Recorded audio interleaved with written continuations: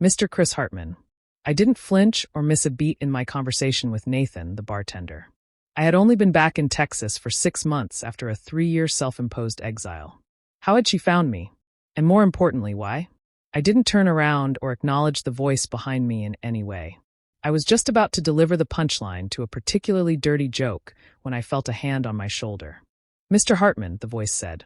I kept my expression neutral, but inside my mind raced. My name is Nick Carter. I've been hired to find you. I raised an eyebrow at Nathan and turned my head ever so slightly. Did you want to keep that hand, Nick? His hand quickly left my shoulder. I turned back to Nathan, delivered the punchline, and enjoyed the laughter that followed. Nathan popped open another Shiner Bock and slid it my way. On the house, he said, still chuckling as he ambled down to the other end of the bar. Mr. Hartman, we have business to discuss.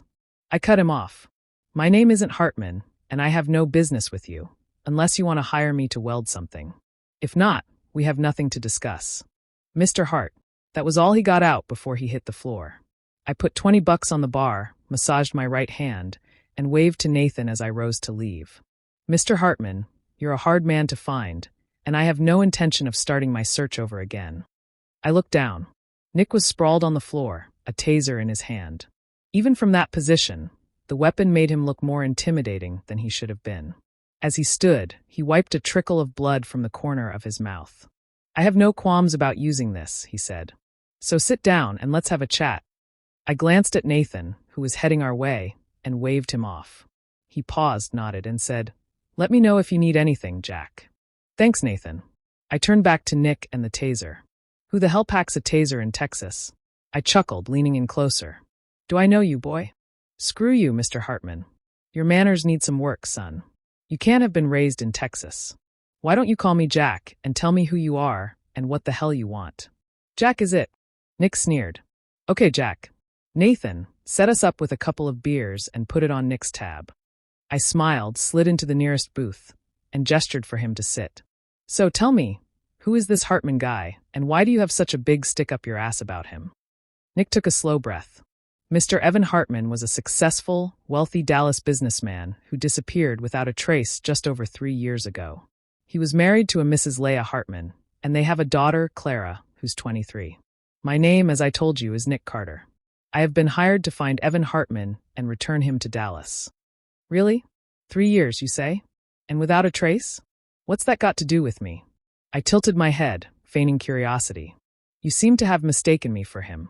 But I am neither Evan Hartman nor a successful businessman. My name is Jack Brown.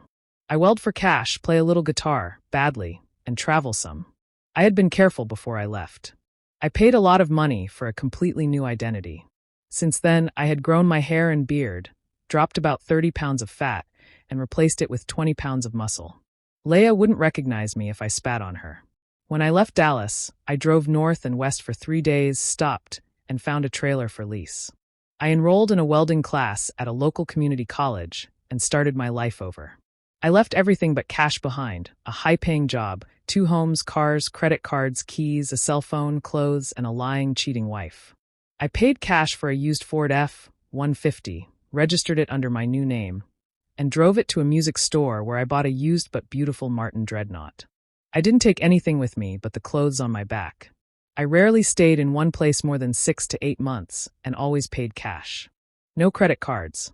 No cell phone. I worked under the table and didn't file tax returns. Most importantly, I stayed out of trouble. It had to be Clara. I couldn't cut her out completely. About 15 or 16 months after I bolted, I sent her an email to let her know I was alive.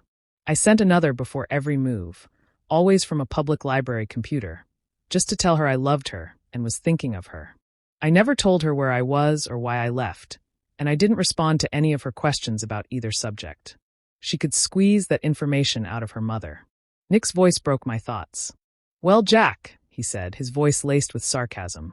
As I was saying, a little over 3 years ago, Mr. Hartman just up and disappeared. No one seemed to know anything about it. For the first year or so, the police followed up, casually, in my opinion.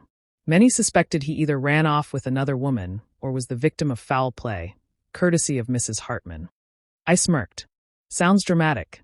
Nick ignored me and continued. It was a difficult year for Mrs. Hartman, personally, professionally, and financially. She tried to liquidate some of their assets, but didn't have power of attorney and couldn't get Mr. Hartman declared dead. So she was stuck.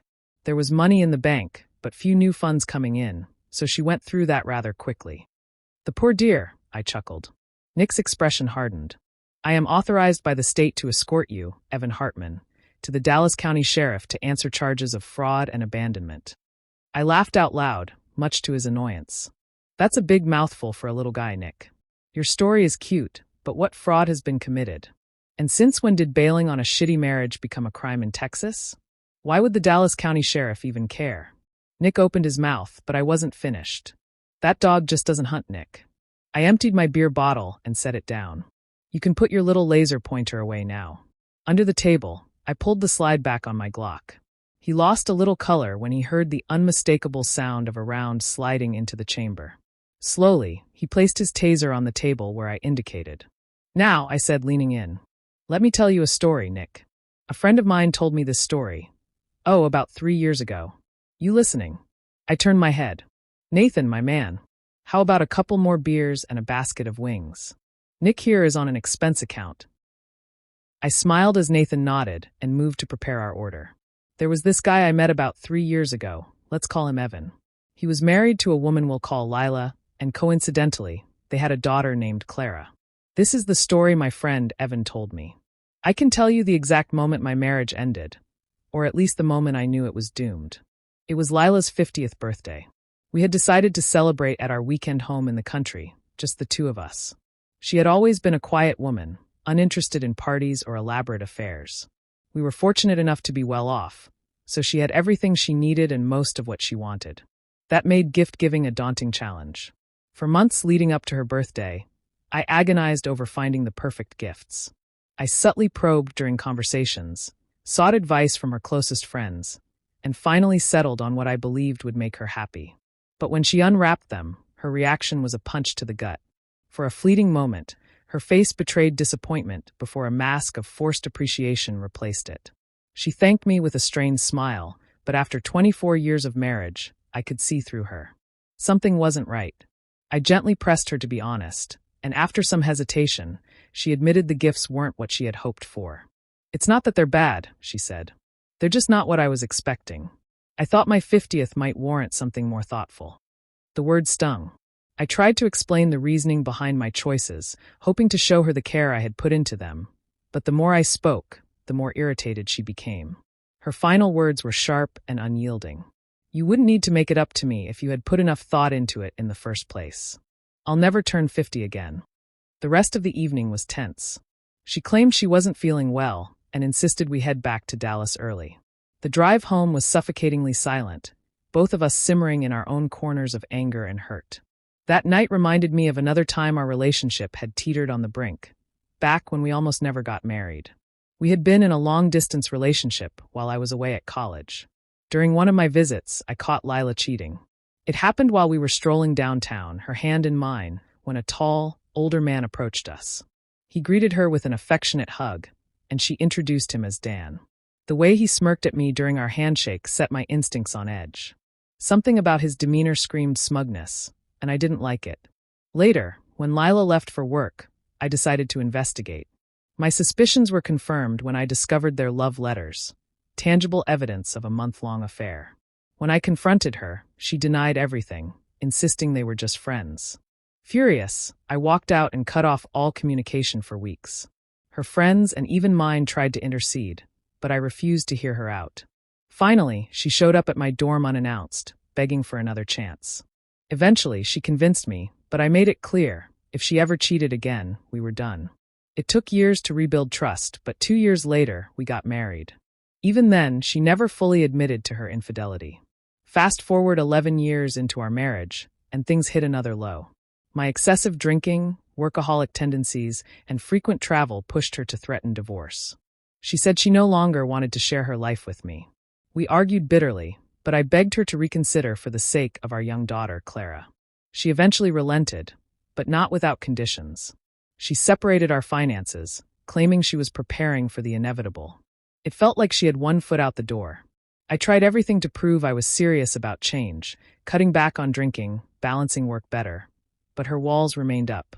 Ironically, the financial separation worked in my favor.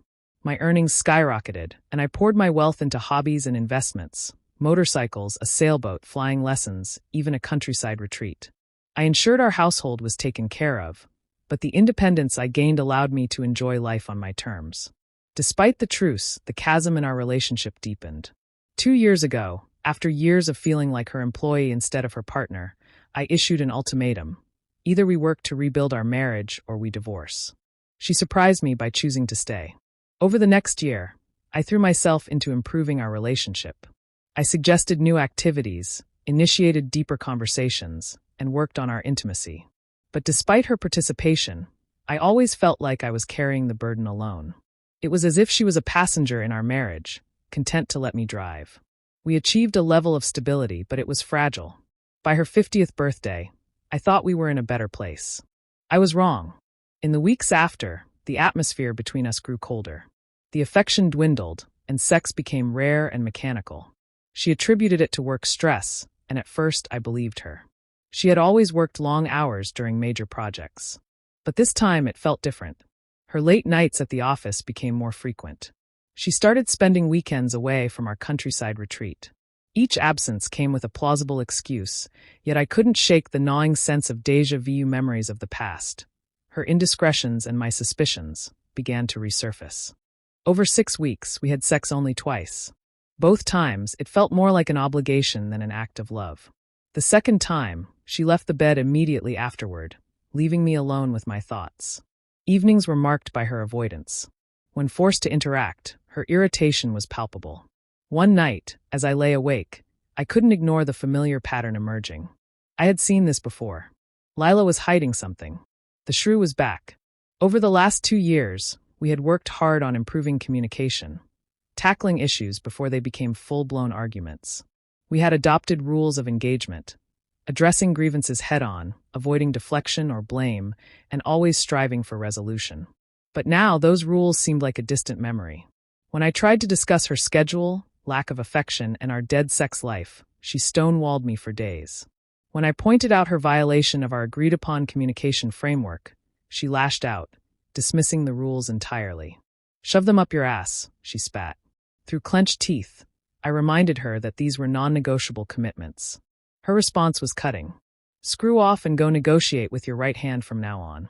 Message received. Her apathy was louder than any words. Was she cheating on me? Perhaps. Texas is a no-fault state, so it wouldn't matter legally. But I had to know. Betrayal wasn't just about infidelity. It was about being lied to. She knew my stance. Attraction to someone else was natural, but acting on it without honesty wasn't. If she wanted someone else, divorce was the first step, not deception. But now, my focus shifted from preserving the relationship to protecting myself. Years ago, before we merged our finances, I had set up a separate investment account, one she never knew about. It had grown significantly. Filing our taxes separately had been her idea, and now it gave me plausible deniability about its existence. If she wasn't cheating, I'd split everything fairly in a divorce. But if she was, she'd see none of it. The Dallas house and our country property were another concern. I wanted to keep the latter, a retreat I had poured my soul into. If necessary, I'd let her have the Dallas home, even though it felt like conceding too much. But if I couldn't keep the country property, I'd ensure it was sold before it went to her. Time was of the essence. If she served me first, I'd lose any leverage. And I refused to be caught off guard again. My first call was to a college friend, a corporate lawyer. Over dinner, I explained my predicament and sought his advice. His legal assessment was grim. There was no way to shield my assets in a divorce. Texas's no-fault laws meant an even split was the best I could hope for, regardless of her infidelity. His personal advice, however, was less conventional. "Don't file for divorce," he said. "Find out if she's cheating. If she is, take what you can and let her come after you." He referred me to a family law attorney. A shark, he claimed, even he would fear in court. The next day, I met her. She walked me through ways to protect myself. Changing beneficiaries on my will and insurance policies, hiring a private investigator. According to her, evidence of infidelity might not affect asset division, but it could be a valuable bargaining chip. She connected me with a PI, an ex-cop with a solid reputation. Within days, my life was wired for surveillance. The PI quickly uncovered her paramour and their rendezvous. Soon I had video evidence in hand. Watching it was gut-wrenching. The physical act of cheating wasn't the worst part. It was the cruel words. They mocked me openly, planned their trysts in our bed, reveled in their deception. Her lover's suggestion to cut me off sexually had been enthusiastically adopted. Now their twisted pleasure revolved around humiliating me further. The woman I saw on those tapes was unrecognizable. Had I ever truly known her? The weight of betrayal crushed me. I had expected anger, resolve. But instead, I felt hollow. I sealed the evidence and handed it to my lawyer with instructions to pass it to our daughter if anything happened to me. I prepaid Clara's college tuition from our joint savings, depleting the account significantly. Then, I liquidated my hidden investment account. It would sustain me for years, ensuring I'd never need to touch the remaining marital assets. 2 weeks later, I stood in our Dallas house one last time. I left my keys, phone, and wallet on the foyer desk. My wedding ring, I placed on my pillow. Let her interpret that however she wished. I packed only the essentials and walked away without a word. I didn't look back. Let her wonder. Let her deal with the fallout. For the first time in years, I felt free. I left no letters, no explanations. I walked out the front door without bothering to close it, got in my new pickup truck parked around the corner, and drove away. 2 weeks later, a 40-something married man and father of 3 was mugged and savagely beaten outside a Motel 6. Cheap prick. He would walk again, though not for a while, and even then with a pronounced limp. A month after the mugging, his wife received a FedEx package, video evidence of her husband in bed with a woman who appeared to be in her early 50s. I heard they divorced a year later, leaving him broke. After leaving, I drove aimlessly for 3 days. No plan, no destination. I stopped for lunch in a small town one day and decided to stay a while. A local community college offered welding classes, so I enrolled. Why not? After a year, I found work welding for an auto body shop. It wasn't a real welding gig, but plenty of people were willing to pay cash for a guy like me. Cheaper than a certified welder, perfect for small jobs. I enjoyed the work for about 4 months before moving on. Over the next 2 years, I crisscrossed the country, stopping in small towns, getting laid, welding something. For the first time in years, I was happy. I had hated my job in Dallas. The money was great, and I excelled at it, but every morning was a battle just to get out of bed. I did it for my family. Lila loved the money, and Clara deserved it. Lila got to play the saint, working for a nonprofit, earning peanuts while helping people. Or so it seemed. In reality, her organization was a playground for rich businessmen's wives looking to feel self-important. Fundraising events made the society pages, but the dresses they wore cost more than most people earned in a year. Pathetic. Most of the money raised went to fund the next charity event. Meanwhile, I worked a soul-crushing job because I loved my family. But when I left, I vowed to do only things for myself. I've slept with more than a few women since then. I wasn't looking for a soulmate, just fun. If things got too clingy or complicated, I moved on. I don't know what became of Lila, the house, or the country acres. And I don't care. She made her choices. If she's happy with them, I can live with that. Secretly, I hope she's miserable and broke. But I won't go out of my way to ensure it. I'd like to see my daughter again someday. But only if she promises not to tell Lila.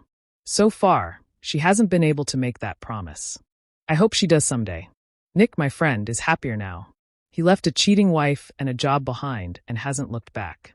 Why would he go back? To pay for her to screw him over again? It doesn't make sense. He's happy, healthy, and wealthy in the ways that matter. His marriage gave him 2 things, his daughter and his freedom. In retrospect, even the hole she brought to their marriage wasn't that great. She played him for 24 years. Nothing worth staying for. Or going back to. Nick told me the cruelest thing a man can do is pay no attention. Indifference. That's what would destroy her. He left everything behind to show her he was indifferent about her and their life together. It might take years, but she would eventually falter and fail. And in that, he would win. Nick sighed. You're an interesting character, Jack. That's a good story. Where's your buddy these days? I shrugged. Who the hell knows, Nick? Probably getting laid and welding something somewhere. My bet is Wisconsin, he said. He always wanted to see it. Nick nodded. Say, why doesn't your friend's wife file for divorce under abandonment? Wouldn't that give her control of the marital assets she wants so badly? I laughed. No assets left. She tried to have him declared dead first. By the time she filed, she'd lost the house, the country property, and her job. What happened? She couldn't afford the properties. Both went into foreclosure. An older couple bought the house. The country estate went to a company called Nova Enterprises, some kind of metal arts consulting company. She lost her job when they found out she was screwing a married employee. Nick whistled. Wow, that's an itch that just won't quit. He tossed $40 on the table, stood, and extended his hand. No hard feelings. None, I said. But be more careful who you upset. You're lucky I'm patient. He laughed, took a few steps, then stopped. Without turning, he said, Jack? Yes. For what it's worth, Lila still loves him. She's sorry. She'd do anything to get him back. She drinks too much. She isn't doing well. I scoffed. Women like her don't know love. They're users. If she were truly sorry, she'd think about her daughter's feelings and what she put her husband through. She's sorry she got caught. Sorry the money's gone. She doesn't deserve him. Nick turned to face me. Evan. I smiled. Yes, Bob? Wisconsin gets cold in the winter. I nodded. Yeah, but Clara loves it there. Maybe Nova Enterprises should relocate to Everett. Thanks, Bob. They just might.